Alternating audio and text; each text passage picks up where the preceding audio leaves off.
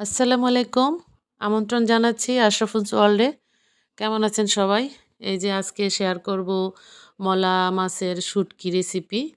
আর এই শুটকি রেসিপিটি আমার খুব প্রিয়, অনেক পছন্দের একটি রেসিপি। আমি নিয়েছি সিম, আলু, আমার ছাদ বাগানের সিম। নিয়েছি পরিমাণ মতো হলুদ মরিচের গুঁড়ো, আদা রসুন বাটা। আর এই যে মলা মাছটা আমি ভালো করে পানি দিয়ে ভিজিয়ে রেখে ধুয়ে নিয়েছি। কাঁচামরিচ কুচি আর পেঁয়াজ কুচি নিয়েছি। আমি ধুয়ে রাখা মলা মাছটা আগে ভালো করে ভেজে নিচ্ছি তেলে। মলা মাছটা ভেজে নিলে তখন আর নরম হয়ে ক্ষয়ে যাবে না। শুটকি রেসিপি একটু ঝাল না হলে কি চলে? শুটকি রেসিপিটা খুবই সুস্বাদু হয়। এটার সাথে কেউ ভর্তাও তৈরি করতে পারেন, আবার কেউ সবজি দিয়েও খেতে পারেন, বেগুন আলু দিয়ে চলে। আমি মলা শুটকিটা ভেজে নিয়েছি। এখন হলুদ, মরিচ, আদা রসুন বাটা এবং লবণ দিয়ে দিচ্ছি। মশলাটা দিয়ে ভালো করে কষিয়ে নিচ্ছি।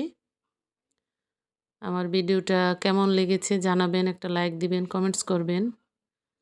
আমি একটু ঝাল পছন্দ করি, এজন্য মরিচ কুচি দিয়ে দিলাম। শুটকি রেসিপিগুলো একটু ঝাল হলে টেস্ট বাড়ে।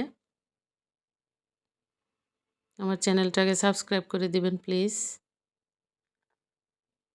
আমার শুটকিটা কষানো হয়ে গেছে। এখন আমি সিম আলুগুলো দিয়ে দিচ্ছি। সিম আলু দিয়ে কষিয়ে নিব ভালো করে। এই শুটকি রেসিপি কার ভালো লাগে জানাবেন। আমি এই শুটকি মশলার সাথে এই সবজিগুলো ভেজে নিচ্ছি ভালো করে। এখানে গরম পানি ইউজ করতে হবে। অনেকেই আছেন শুটকি পছন্দ করেন না। আবার অনেকের কাছে খুবই ফেভারিট। শুটকি এত ফেভারিট যে যেভাবেই তৈরি করে অনেক সুস্বাদু লাগে।